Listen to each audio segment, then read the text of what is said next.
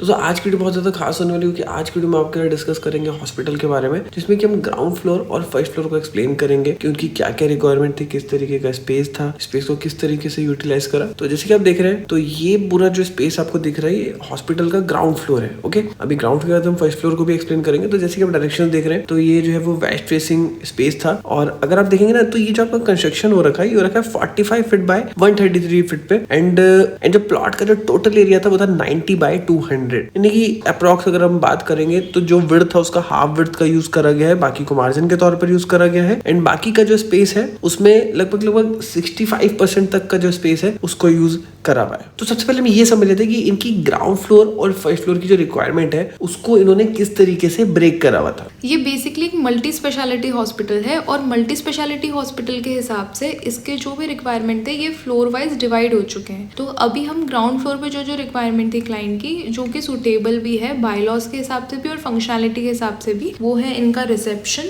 Entrance, आपका pharmacy, OPD. 6 OPD इनकी requirement में था और उसमें एक ओपीडी आपका गायनेक ओपीडी होगा और एक मेडिसिन ओपीडी होगा। इसमें इन्हें डायग्नोसिस के लिए या फिर आप डायग्नोसिस की भी रिक्वायरमेंट्स थी, इसमें डायग्नोसिस के सेंटर्स की और सेक्शंस की, और ईसीजी की रिक्वायरमेंट थी और यूएसजी की रिक्वायरमेंट थी। जो आपका यूएसजी है ये है आपका अल्ट्रासाउंड, जो कि आपका जो गायनेक का ओपीडी है उसके पास होना चाहिए और रिक्वायरमेंट भी यही थी क्लाइंट की, क्योंकि जो क्लाइंट है ये खुद डॉक्टर है। तो इनका स्पेसिफिक ब्रीफ था कि जो इनका यूएसजी वाला पोर्शन है वो ओपीडी गायनेक के साथ चाहिए और जो ईसीजी है वो चाहिए इनको ओपीडी मेडिसिन के साथ, और एक ऑफिस चाहिए इनको एमडी और इमरजेंसी वार्ड, जिसको हम कैजुअलिटी भी बोलते हैं, जो कि कंपलसरी ही होता है और मल्टी स्पेशलिटी हॉस्पिटल में। वो एक store room, day care ward basically ये होता है कि अगर थोड़े से टाइम के लिए कोई पेशेंट को अगर हमें रखना हो, मतलब ज्यादा टाइम के लिए ना रहे, छोटा मोटा उसका ट्रीटमेंट हुआ है, थोड़े टाइम के लिए वो रहेगा, बाद में चला जाएगा, तो उसको बोलते हैं हम डे केयर, जिसमें कुछ घंटों के लिए पेशेंट होता है। तो वो 3 के रिक्वायरमेंट में। दूसरा था डायलिसिस यूनिट, पर डायलिसिस हमने यूनिट दूसरे फ्लोर पे शिफ्ट करा है क्योंकि बायलॉज के हिसाब से जो स्टैंडर्ड साइजेस हैं वो हमें इसी पोर्शन में, जितना प्लॉट एरिया हमने कवर करा है 45 बाय 133 पॉइंट समथिंग, तो इसमें ही हमें लेना था, इसलिए डायलिसिस यूनिट को हमने सेकेंड फ्लोर पे शिफ्ट करा है। और इनको 2 वेटिंग एरिया चाहिए थे, एक वीआईपी वेटिंग एरिया और एक नॉर्मल वेटिंग एरिया। और वेटिंग एरिया जो नॉर्मल दिया है वो हमने सेंट्रली प्लेस्ड करा है। एक टॉयलेट कॉम्प्लेक्स की रिक्वायरमेंट थी, एक इलेक्ट्रिकल रूम की थी और एक माइनर ओटी, ड्रेसिंग रूम और स्टेयरकेस, 2 लिफ्ट जो होनी चाहिए हॉस्पिटल में, एक नॉर्मल वाली डॉक्टर लिफ्ट और एक स्ट्रेचर लिफ्ट, एंड एक फ्लोर रैम्प भी नेसेसरी होता है मल्टी स्पेशलिटी हॉस्पिटल में। और ये एरिया वाइज डिपेंड करता है, आपका हॉस्पिटल का एरिया कितना है उस पर डिपेंड करता है, इसके भी कुछ स्टैंडर्ड्स होते हैं। तो अभी हॉस्पिटल के एक एक पार्ट को अच्छे से समझने से पहले सबसे पहले बात करते हैं जोनिंग और लेआउट के एक ओवरव्यू को हम समझ लेते हैं पहले। इसकी अगर जोनिंग की अगर हम बात करें तो इसमें आपके अलग अलग एरियाज आएंगे, patient care area, staff area, public access area, emergency area और ओपीडीज एरिया, ओटी एरिया। इसमें बेसिकली जैसे हमने पहले हॉस्पिटल में प्लान में बात करी थी, इसके मेजर 3 सेक्शन होते हैं। एक आपका होता है पब्लिक जोन, एक होता है आपका सेमी प्राइवेट जोन और दूसरा होता है आपका प्राइवेट जोन। अब जैसे आप इमरजेंसी वार्ड की प्लेसमेंट देखेंगे तो ये इस तरीके से प्लेस हो रखा है कि इसके राइट साइड में भी रोड है और फ्रंट में भी रोड है। तो अभी हमने इसका लेआउट दिया हुआ है, जब इसका साइड प्लान आप देखेंगे तो साइड प्लान में आपको समझ आएगा, हमने इसमें एम्बुलेंस पाथवे बना रखा है। तो ये इमरजेंसी वार्ड स्ट्रेटेजिकली इस तरीके से प्लेस है कि आपका एम्बुलेंस फ्लो आराम से हो जाएगा और बाहर से कोई इमरजेंसी केस आता है आपको तो इजीली इमरजेंसी वार्ड में एक्सेस हो जाएगा। और आप देखेंगे इमरजेंसी वार्ड में डॉक्टर एंड नर्स स्टेशन भी दिया हुआ है हमने, और एक टॉयलेट भी दिया हुआ है, और 4 बेड का ये इमरजेंसी वार्ड हमने दिया है। फिर इसी के एडजेसेंट में हमने दिया हुआ है पोर्च, और पोर्च में एक स्लाइडिंग ग्लास डोर दे रखा है हमने, जिससे आपका बिल्कुल अंदर की तरफ एंट्री हो जाएगी। और इसकी एडजेसेंट में फार्मेसी है, फार्मेसी भी 2 वे हमने इसको एक्सेस दिया हुआ है, एक आपका पोर्ट से इसको एक्सेस हो जाएगा, एक फ्रंट की तरफ से एक्सेस होगा जहां से इसका रोड भी है। और फार्मेसी के साथ हमने एक स्टोर दिया हुआ है, और टॉयलेट की नीड नहीं थी क्लाइंट को फार्मेसी के साथ, इसलिए हमने इसके साथ टॉयलेट नहीं दिया हुआ। अब जैसे देखेंगे हमने जो एंट्रेंस फॉयर दे रखा है ये 15 फीट वाइड है, जहाँ पे आपका चेयर लग जाएगा, और एक फ्री एक्सेस के लिए, क्योंकि यहाँ से आप देखें फार्मेसी के लिए भी डोर दिया है, इमरजेंसी वार्ड के के लिए भी दिया है। तो यहाँ पे अननेसेसरी ट्रैफिक अवॉइड करने के लिए और पेशेंट फ्लो ठीक बना रहे, इसलिए हमने यहाँ पे वाइड कॉरिडोर दिया है। सामने ही आप जैसे आएंगे, यहाँ पर है आपका ऑफिस, जो कि एमडी ऑफिस है। एमडी ऑफिस के बिल्कुल एडजेसेंट में आप सामने देखेंगे सेंट्रली आपका रिसेप्शन प्लेस्ड है। रिसेप्शन इस तरीके से प्लेस्ड है कि अगर सामने एंट्रेंस से कोई आता है, उसको सामने रिसेप्शन दिखेगा, वो वहाँ पे अपना रजिस्ट्रेशन करवा सकता है और जितना वेटिंग एरिया है वहाँ पे रिसेप्शन का सारी नजर रहेगी। और ये जो आप देख रहे हैं यहाँ चेयर्स लगी हुई, ये है आपका पूरा कंप्लीट वेटिंग एरिया। और इसके साथ ही हमने एक प्राइवेट रूम ऑफिस के एडजेसेंट में दिया हुआ है, जो कि आपका VIP waiting area. VIP waiting area के साथ हमने एक अटैच टॉयलेट दिया हुआ है। और जो बायलॉज है, इसके हिसाब से आपका जो कॉरिडोर पैसेज चाहिए वो चाहिए मिनिमम 8 फीट का। एनएबीएच और एनबीसी के बायलॉज हॉस्पिटल प्लानिंग के लिए इंडिया में यूज होते हैं, उस हिसाब से जो आपका पैसेज चाहिए वो चाहिए 8 फीट का। अब जो पैसेज आप देख रहे हैं, यहाँ पे हमने चेयर्स प्लेस कर रखी है, बिल्कुल स्टैंडर्ड्स के हिसाब से प्लेस्ड है। और सेंट्रली हमने एक कोर्टयार्ड प्लेस किया हुआ है। कोर्टयार्ड के साथ हमने एक मंदिर दिया हुआ है। ये कोर्टयार्ड आपका ओपन टू स्काई जाएगा, जिसकी वजह से जो हमारा वाइड कॉरिडोर है, जो हमारा वाइड पैसेज है, ये वेल लाइटेड रहेगा। इसकी वजह से इतना बड़ा पैसेज रहने के बाद भी इसमें नेचुरल लाइट की दिक्कत नहीं होगी। राइट साइड में देखेंगे हम, यहाँ पे हमने रैम्प प्लेस करा हुआ है, फ्लोर टू फ्लोर रैम्प है आपका। ये हमने ओपीडी इस तरीके से प्लेस करे हुए हैं कि आपके वेटिंग एरिया के साथ सारे अटैच हो जाए। अब यहाँ पे आप लेफ्ट साइड में देखेंगे, ये हो गया आपका ओपीडी मेडिसिन। ओपीडी मेडिसिन के साथ आपका ईएसजी रूम है, जैसे क्लाइंट को चाहिए था। और इसके बाद आएगा आपका ओपीडी गायनेक। ओपीडी गायनेक के साथ आपका यूएसजी रूम है और इनके साथ कॉमन टॉयलेट दे रखा है, जो ओपीडी गायनेक से भी यूज होगा और यूएसजी से भी यूज होगा। यूएसजी रूम के साथ आपका टॉयलेट होना चाहिए, क्योंकि मोस्टली यहाँ प्रेग्नेंट लेडीज आएंगे और प्रेग्नेंट लेडीज को नीड होती है कि फ्रिक्वेंटली वो टॉयलेट यूज करें। और राइट साइड में देखेंगे आप, यहाँ पे एक और ओपीडी हमने दिया हुआ है। इसके साथ हमने टॉयलेट नहीं दिया हुआ है। इसमें जो टॉयलेट ओपीडी में डॉक्टर रहेंगे, वो टॉयलेट कॉम्प्लेक्स का या और किसी ओपीडी का टॉयलेट यूज कर लेंगे। जैसे ही हम आगे जाते हैं, आप स्टेयरकेस देखेंगे। स्टेयरकेस है आपकी फायर सेफ्टी के नॉर्म्स ये फुलफिल करती है। इसके विड्थ है आपके 6 फीट बाय 6 इंचेस के इसके विड्थ है। फ्लोर हाइट हमने ली है 11 फीट और इसका जो राइजर है वो लिया है हमने 6 इंचेस का और ट्रेड है 10 इंचेस का। उसके साथ हमने स्ट्रेचर लिफ्ट दी है। स्ट्रेचर लिफ्ट का साइज है आपका 5 feet 8 inches bye 11 feet 10 inches. यहाँ पर ड्रिंकिंग वाटर हमने प्लेस कर दिया है। और ये वाली डॉक्टर्स लिफ्ट या नॉर्मल लिफ्ट आप कह सकते हैं, इसका साइज है 5.5 बाय 5 फीट का। इसके साथ ही हमने टॉयलेट कॉम्प्लेक्स दिया हुआ है। टॉयलेट कॉम्प्लेक्स में बेसिकली 3 सेक्शन दिए हैं। एक सेक्शन है वुमेन सेक्शन। वुमेन सेक्शन में 2 क्यूबिकल्स और एक हैंड वॉश है। मेन सेक्शन में 2 यूरिनल, 1 क्यूबिकल और एक हैंड वॉश है, जो कि आपका सफिशिएंट है। और एक लिया है स्पेशली एबल्ड के लिए टॉयलेट, जो कि बहुत लोग देते नहीं है मल्टी स्पेशलिटी हॉस्पिटल में, पर ये देना चाहिए। और आप सारे रूम्स देखेंगे, जो ओपीडी देखेंगे, आपका जो स्टैंडर्ड के हिसाब से आपका मिनिमम होना चाहिए 100 स्क्वायर फीट का, यानी 10 बाय 10 का साइज उसका मिनिमम होना चाहिए। हमने जितने भी ओपीडीज है 10 बाय 12 के लिए हुए हैं। हमने कोशिश करी है कि एनएबीएच के और एनबीसी के मैक्सिमम बायलॉज को हम फुलफिल कर सके। यहाँ पे आपका ड्रेसिंग और स्टोर रूम हो गया। इसके साथ ही आप आगे जाएंगे तो यहाँ पे आपका एक प्राइवेट एक्सेस है, जिसके साथ हमने एक माइनर ओटी और डे केयर दिया हुआ है। यानी हमने इसको इस तरीके से सेपरेट करा है। आप जैसे हॉस्पिटल में एंटर करेंगे, पहले आपको मिलेगा पब्लिक जोन, उसके बाद आपको सेमी पब्लिक जोन, और जैसे आप आगे जाएंगे आपको मिलेगा प्राइवेट जोन की तरफ जाएंगे। और जैसे जैसे आपके फ्लोर भी इंक्रीज होंगे, वैसे वैसे आपके जोन्स प्रॉपर्ली सेग्रीगेट हो जाएंगे। यहाँ पे डे केयर हमने दिया हुआ है। डे केयर के साथ आपके 2 टॉयलेट है, एक नर्स स्टेशन है और इनके साथ ही आपका स्टाफ चेंजिंग रूम या शार एरिया आप बोल सकते हो। अगर कोई पेशेंट को स्पंज बाथ लेना है या फिर किसी को क्लीनिंग करनी है तो उसके लिए ये यूज हो जाएगा। और यहाँ पे हमने एक ओटीएस शाफ्ट प्रोवाइड कर रखी है। बेसिकली ये इसलिए है क्योंकि इस जोन का जो पैसेज है, यहाँ पे लाइट अच्छे से मिले। और दूसरी चीज, इसके साथ टॉयलेट कॉम्प्लेक्स है, तो जो भी पाइपलाइंस है वो यहाँ से पास हो जाएंगे और ये एज ए प्लम्बिंग डक्ट भी काम करेगा। और अगर इस हॉस्पिटल का प्लान का पीडीएफ अगर आप डाउनलोड करना चाहते हो, उसका लिंक भी मैं आपको नीचे डिस्क्रिप्शन बॉक्स में दे दूंगा, जाकर के चेक कर सकते हैं। तो फिलहाल अभी हम चलते हैं इसके फर्स्ट फ्लोर की तरफ और फर्स्ट फ्लोर को समझ लेते हैं कि वहाँ की क्या क्या रिक्वायरमेंट्स है, उसको किस तरीके से हमने प्लान किया है। तो अभी बेसिकली आप ये इमेजिन करिए कि ग्राउंड फ्लोर से आप स्टेयरकेस पे चढ़ करके आ चुके हैं। तो अब यहाँ से स्पेसेस किस तरीके से हमने प्लान कर रखे, ये मैं आपको एक्सप्लेन करता हूँ। और उससे सबसे पहले आप ये देखिए कि ऐसा नहीं कि स्टेयरकेस आपने जनरली बना दी, लेकिन इससे पहले मैं स्टेयर्स का थोड़ा सा आपको डिटेल बता दूं। जैसे कि आप देख रहे हैं कि इसमें क्लियरली मेंशन है कि विड्थ की जो है वो 6 फीट 6 इंचेस की है और राइजर जैसे कि आप देख रहे हैं यहाँ पे 6 इंचेस दे रखा है। तो घरों में जनरली रिकमेंड कहते हैं कि आपका 6 इंची राइजर होना चाहिए, लेकिन मैं आपको जनरली बताता हूँ कि अगर आपकी बिल्डिंग कॉमर्शियल है तो उस केस में 6 इंचेस मैक्सिमम है। आप 5 इंची 5.5 इंची ले सकते हैं, लेकिन 6 इंची से ज्यादा नहीं ले सकते। फिर ट्रेड आपका 10 इंचेस हो गया। और फ्लाइट की जो हाइट है वो 11 फीट है, क्योंकि ये चीज मेंशन करना सबसे ज्यादा इंपॉर्टेंट है। कई बार हम क्या गलती करते हैं कि हम आपकी विड्थ, आपकी राइजर, आपकी ट्रेड तो मेंशन कर देते हैं, लेकिन उसकी हाइट मेंशन नहीं करते। फिर क्लाइंट क्या करते हैं कि साइड पर अपने हिसाब से हाइट को एडजस्ट कर कर देता है और फिर उसकी जो राइजर और जो ट्रेड है वो आपकी डिस्टर्ब हो जाती है। अब जैसे ही हम ऊपर आते हैं फर्स्ट फ्लोर की इनके रिक्वायरमेंट, इनको फर्स्ट फ्लोर पे चाहिए था प्राइवेट एरिया। तो जो फर्स्ट फ्लोर का इनका फ्लोर है इसके ऊपर ज्यादा ट्रैफिक नहीं होगा। यहाँ पे हमने जो इनका ग्राउंड फ्लोर है यहाँ पे तो हमने पब्लिक एरिया और सेमी प्राइवेट एरिया दे दिया। इसमें मोस्टली आपको प्राइवेट एरिया दिखेगा क्योंकि यहाँ पे आईसीयू और ओटी प्लेस्ड है। अब इनकी रिक्वायरमेंट थी ओटी कॉम्प्लेक्स और labour room, post OP, private room,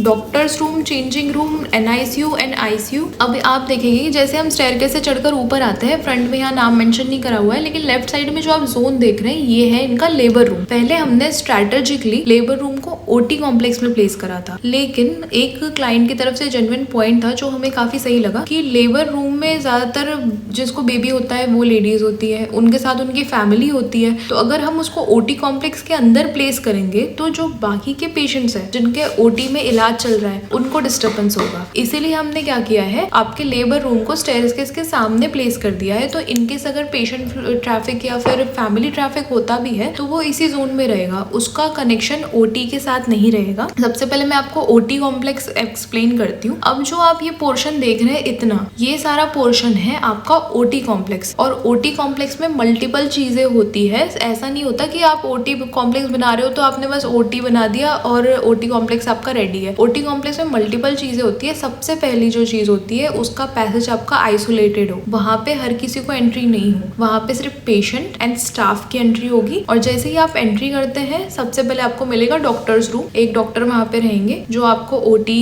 के ऊपर जिनकी नजर रहेगी, और अगर किसी को इमरजेंसी ऑपरेट करना है तो वो वहां पे एक ऑन ड्यूटी हमेशा रहेंगे। उनके साथ एक टॉयलेट है। और जैसे ही आप आगे जाते हैं स्क्रब रूम है। स्क्रब रूम ये बेसिकली ये होता है कि ऑपरेशन से पहले डॉक्टर्स या स्टाफ जो भी है वो खुद को फ्रेशन अप करते हैं, क्लीन करते हैं, ड्रेसिंग अपनी चेंज करते हैं, खुद को पूरी अच्छी तरीके से कवर करते हैं, फिर ऑपरेशन के लिए जाते हैं। और यहाँ पे एक जोन है स्टरलाइजेशन रूम। स्टरलाइजेशन रूम वो होता है जहाँ पे आपके डिवाइसेस स्टरलाइज होते हैं और स्टाफ स्टरलाइज होता है। और उसके बाद आता है आपका प्री ओपी। प्री ओपी ये रूम है, बेसिकली आप इसको एनेस्थेसिया वाला भी रूम बोल सकते हैं, जहाँ पे पेशेंट ऑपरेशन के पहले ट्रीट होता है। यहाँ पे पेशेंट को एनेस्थेसिया दिया जाता है, इसके लिए एक स्पेशल स्टाफ होता है, स्पेशल इसके एक्सपर्ट्स होते हैं। इसके बाद पेशेंट को ले जाया जाता है ओटी में, जहाँ पे उनके ऊपर ऑपरेशन कंडक्ट होता है। मैं आपको प्रोसेस बता रही हूँ किस तरीके से प्रोसेस वर्क करता है ओटी का। और ओटी को आप नोटिस कर रहे होंगे यहाँ पे हमने एक भी विंडो नहीं दी, फॉर सेफ्टी रीजंस, कि कोई इन्फेक्शन ना हो, बाहर की कोई बैक्टीरिया ना आए, या फिर इसमें ओटी में बहुत कंट्रोल लाइट की जरूरत होती है और ये तो सारा जनरेटर से ऑपरेट हो जाता है। बाकी इन्फेक्शन कंट्रोल करने के लिए हमने यहाँ पे कोई विंडो नहीं दी है। और जब भी आप हॉस्पिटल को डिजाइन करते हैं ना, तो एक चीज आपको ध्यान रखनी चाहिए कि ऑपरेशन थिएटर में वॉशिंग एरिया में जो भी आपके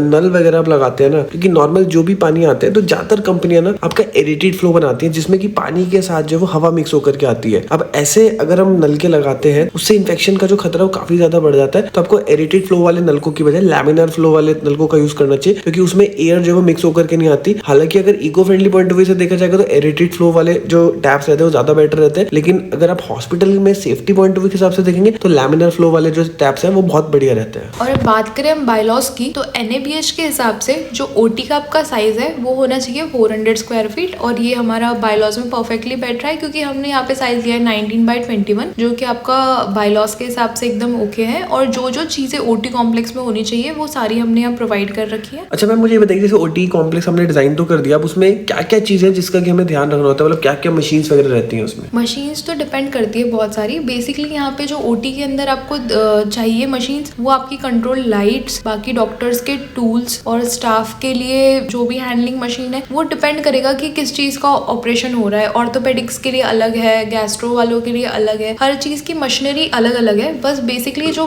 हमें मल्टी स्पेशलिटी के लिए ध्यान रखना है वो रखना है इन्फेक्शन कंट्रोल का, पैसेज आइसोलेशन का, और प्रॉपर लाइटिंग मिले इस चीज का, स्क्रब एरिया का, स्टरलाइजेशन का, प्री ओपी का। और अगर डॉक्टर्स रूम आप नहीं भी प्रोवाइड कर पा रहे हैं वहाँ पे, तो कोशिश करिए कि आप एक नर्स स्टेशन तो जरूर दे, ताकि यहाँ पे जो भी ऑपरेशन वगैरह कंडक्ट हो रहे हैं और जो भी पेशेंट आ रहा है उस पर कम्प्लीटली नर्स या डॉक्टर किसी ना किसी का ध्यान बना रहे हैं। अब जैसे मैंने आपको पहले भी बताया बताया था कि जो पैसेज है आपका, पैसेज की विड्थ होनी चाहिए 8 फीट, हमने यहाँ ली है 9 फीट 7 इंचेस। ये हमने इसलिए लिया है क्योंकि इसमें थोड़ा सा एरिया आपकी चेयर्स भी लेगी। हमने चेयर्स इसलिए प्लेस कर रखे हैं, जैसे मैंने आपको बताया था इंडिया है, यहाँ पे लेबर रूम, अगर कोई पेशेंट आता है, नया बच्चा आने वाला होता है दुनिया में, तो उसको फैमिली को काफी अटैचमेंट होती है, फैमिली का वहाँ पे 3-4 बंदे तो वहाँ मौजूद रहते ही हैं, तो उनकी सहूलियत के लिए हमने यहाँ पे चेयर्स लगाई है बिल्कुल लेबर रूम के सामने। और लेबर रूम के साथ भी हमने टॉयलेट दिया है। बहुत लोग ये गलती करते हैं कि लेबर रूम के साथ टॉयलेट नहीं देते, पर ये बहुत एक माइनर सा और बेसिक पॉइंट है कि लेबर रूम के साथ आपका टॉयलेट नेसेसरी है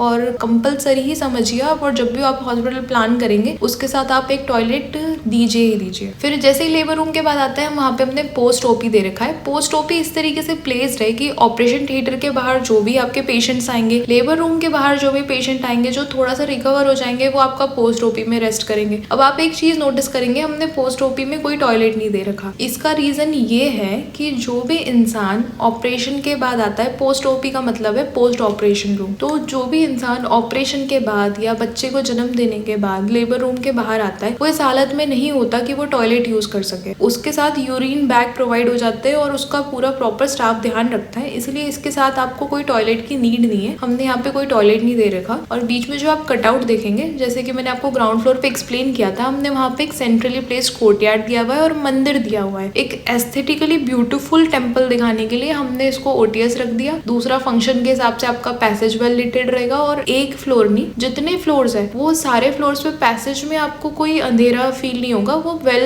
नेचुरल लाइट वहाँ पे अच्छे से बनी रहेगी। और हमने क्लियर एरिया भी छोड़ा हुआ है आजू बाजू से, तो आपका स्ट्रेचर भी पास होता है, पेशेंट फ्लो भी बना रहता है, तो उसमें कोई दिक्कत नहीं आएगी। और लेफ्ट साइड में आप देखेंगे हमने यहाँ पे एक स्टोर रूम प्रोवाइड किया हुआ है 10x11 का, जो कि अभी के लिए हमने स्टोर रूम है, लेकिन इनकेस आप चाहते हैं इसको रूम बनाना फ्यूचर में, अगर क्लाइंट की नीड पड़े तो हम इसको रूम में ही बना सकते हैं, क्योंकि इसका साइज हमने सफिशिएंट ले रखा है 10 फीट बाय 11 फीट। अब जैसे आप आगे आएंगे तो यहाँ पे है आपका एक प्राइवेट रूम। प्राइवेट रूम का साइज हमने ले रखा है 10 फीट बाय 12 फीट। एक बेड है यहाँ पे और 4 फीट बाय 5 फीट का एक टॉयलेट प्रोवाइड कर रखा है इसके साथ अटैच। और इसके साथ ही आप देखेंगे जेनेटर्स रूम है। ये जेनेटर रूम क्या होता है? जेनेटर रूम वो होता है जहाँ पे आपका क्लीनिंग का स्टफ स्टोर होता है। अब जैसे आप देख रहे हैं कि ये फ्लोर जो है, वैसे तो हॉस्पिटल में हर फ्लोर पे आपको क्लीनिंग की जरूरत अच्छी चाहिए, हर फ्लोर पे आपको क्लीनिंग बढ़िया चाहिए, लेकिन जो जेनेटर्स रूम, ये वाला जो वार्ड है, ये वाला जो अपने फ्लोर है, यहाँ पे आपका आईसीयू और ओटी प्लेस्ड है। यहाँ पे हम क्लीनिंग से बिल्कुल रिस्क नहीं ले सकते, इसलिए हमने यहाँ पे स्पेशल डेडिकेटेड एक जेनेटर्स रूम प्रोवाइड किया हुआ है, जहाँ पे आपका सारा क्लीनिंग का सामान आपका स्टोर होगा और एज अ क्लीनिंग स्टोरेज के लिए आपका ये रूम यूज होगा। जो क्लीनिंग स्टोरेज के लिए रूम यूज करते हैं उसको कहते हैं जेनेटर्स रूम। अब आप जैसे आएंगे अगेन आपको मिलेगा एक आइसोलेटेड पैसेज आगे की तरफ, जो कि रैम के बिल्कुल एडजेसेंट में है। ये पैसेज हमने आइसोलेटेड इसलिए रखा है क्योंकि यहाँ पे हमने एनआईसीयू और आईसीयू प्रोवाइड किया है। ये आईसीयू तो मैंने सुना है, ये एनआईसीयू क्या है? अब जैसे कि आप जानते हैं मल्टी स्पेशलिटी हॉस्पिटल है और लेबर रूम भी यही इसी फ्लोर पे प्लेस्ड है, तो आप स्ट्रैटेजी समझिए। एनआईसीयू वो होता है आप जैसे कि बच्चों का आईसीयू, जहाँ पे नवजात शिशु होते हैं, उनका ट्रीटमेंट चल रहा है या कोई क्रिटिकल ट्रीटमेंट चल रहा है तो उनको आईसीयू में प्लेस करते हैं। तो अगर लेबर रूम में या कोई बच्चा बाहर से भी आता है जिसको ट्रीटमेंट की जरूरत है एनआईसीयू के लिए, तो वो यहाँ पे शिफ्ट हो जाएगा। और आप जैसे देख रहे हैं एनआईसीयू के सामने हमने पूरा ग्लास लगाया है, यहाँ पे आपको वॉल नहीं दिखेगी। इसका रीजन ये है पैसेज में कि डॉक्टर्स रूम से या पैसेज में कोई भी आता है नर्स स्टेशन से, इनकी नजर बच्चों पे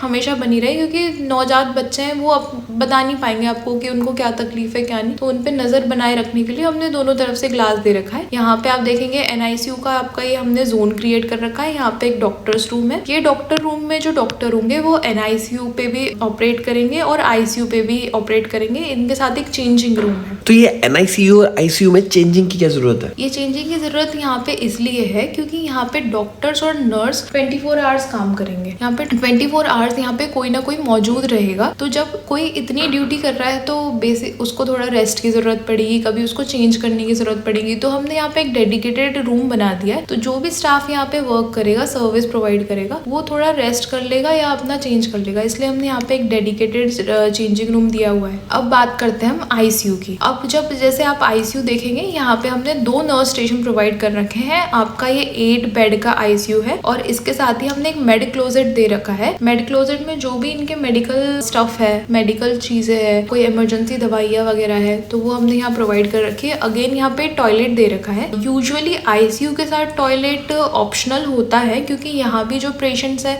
वो समवॉट क्रिटिकल होते हैं। बहुत सारे पेशेंट ऐसे होते हैं जिनमें इतनी हालत नहीं होती कि वो उठ के टॉयलेट यूज़ करे, वो यूरिन बैग वगैरह यूज़ करते हैं। लेकिन हमने यहाँ पे नर्स स्टेशन भी दे रखा है। यहाँ पे लोग देर देर तक ड्यूटी करेंगे तो उनकी सहूलियत के लिए हमने यहाँ पे टॉयलेट दे रखा है। तो दोस्तों ये ग्राउंड फ्लोर और फर्स्ट फ्लोर की पीडीएफ अगर आप डिटेल में खुद से स्टडी करना चाहते हो तो उसका पीडीएफ का लिंक आपको नीचे डिस्क्रिप्शन बॉक्स में मिल जाएगा, वहां पर जाकर के इसको डाउनलोड कर सकते हैं। तो दोस्तों इस हॉस्पिटल का सेकंड और थर्ड फ्लोर भी जो है वो प्लान हो रखा है, जिसमें कि थर्ड फ्लोर रेजिडेंशियल है जिनका ये हॉस्पिटल बन रहा है। तो अगर आप मुझे नीचे कमेंट बॉक्स में हॉस्पिटल लिख करके बताएंगे तो इन फ्यूचर में इन दोनों फ्लोर्स के ऊपर भी जो आपके लिए वीडियो लेकर के आऊंगा। और दोस्तों आज की वीडियो में इतना ही। वीडियो अच्छी लगी तो वीडियो को लाइक कर सकते हैं और लाइक करके हमें सपोर्ट कर सकते हैं क्योंकि ऐसी वीडियो बनाने में बड़ी सारी मेहनत लगती है और ऐसा कंटेंट रेगुलर पाना चाहते हैं तो हमारे चैनल को सब्सक्राइब भी कर सकते हैं। मिलते हैं नेक्स्ट वीडियो में, तब तक के लिए जय हिंद, वंदे मातरम।